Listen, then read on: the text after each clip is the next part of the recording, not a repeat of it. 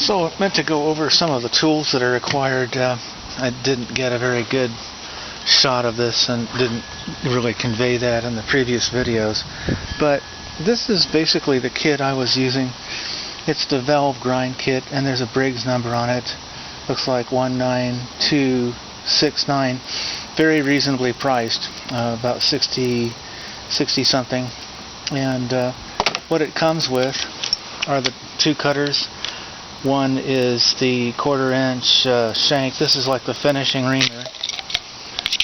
This matches the shank of the actual valve itself. If you need to ream that into the bushing, you can see that it fits the standard bushing just fine. It's supposed to. I'm not going to force it. And it makes it absolutely certain that the valve will go through there.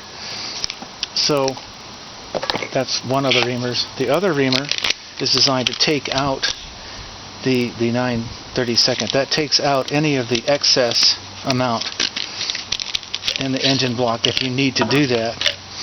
I would proceed with caution in using this. This is the old bushing that came out of the engine, and it turns out it's much larger by about 0.178 than the standard replacement bushing. So even so, I could have tried to ream it, but I think I'd have wasted my time doing it that way. This kit is all-encompassing, so it provides the things that you need to do it, no matter what you need to do. The correct thing to do in that case was to use this tap, which is about a 7mm tap. And it goes down in there. As you can probably see some threads. I'm not sure you can see the threads. But anyway, this thread's in here because it was made to. Then it's pulled out simply by taking the bolt and the washer and the nut that comes with it. Play like this is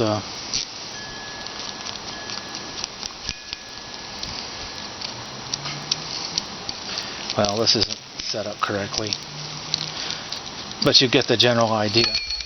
This bolt will thread into this bushing that you've now tapped. And I've got the other, fortunately that's out there, so you can see the part 2 video in which this is all done. We put the nut on, and then goes in the washer, and this is already threaded in there. And the nut you're going to tighten is this one, causing this to back out. And as it backs out, then of course you'll pull it. And in my case, I didn't need to do any further reaming or changes because whoever put this in there, they were already basically at the max size. The standard bushing that I purchased I couldn't use, so I had to make my own bushing. And this of course is the bushing guide, or the reaming and tapping guide. And this is the, give you a close-up of the actual tapper that is used to push the bushing down into the block, and you don't need to hit this very hard. So whatever you do, take your time. It's not a tough job to do. You can get it done. I wanted to show you a couple of other tools, and this is the valve spring compressor. I bought this used, excellent, 15-16 bucks. If you look for it, you'll find it, I'm sure, given enough time. And then I did do a little bit of polishing of the valve earlier, but the old valve, take that out. Oh, I've got both right here. The old valve you can perhaps see along the edge here. It's a little hard for me to even see, but anyway, you can see the edge that I carefully had worked in there using the valve grinding compound. And I ended up using coarse because that seemed to work the best. This is an old can, so the price on this was $6.95. I don't know what it is today. This is the old valve, and then this is the new valve I haven't yet installed. The thing is, this new valve came oversized. It had to be brought down. Good thing it was oversized, because it needed to be conformed.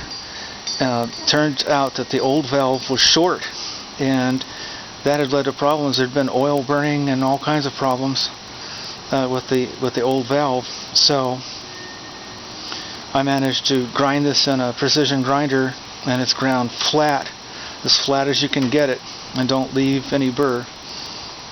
And I did final dressing by just making a S-shaped pattern on a flat surface with emery cloth. That's all you want to do, is just go in a figure 8 and then stop, maybe do a circle and then go the other way in a figure 8, just to make sure that it's completely smooth and flat. I used a dial caliper to find out pretty much what my measurement needed to be, and I promise you very little came off of it, but it was an important change, very important, or it wouldn't have worked properly. So that's basically that. You can do this. I spent actually a fair amount of money on reconditioning the engine, but I think it's worth it because there's still a lot of life left in it.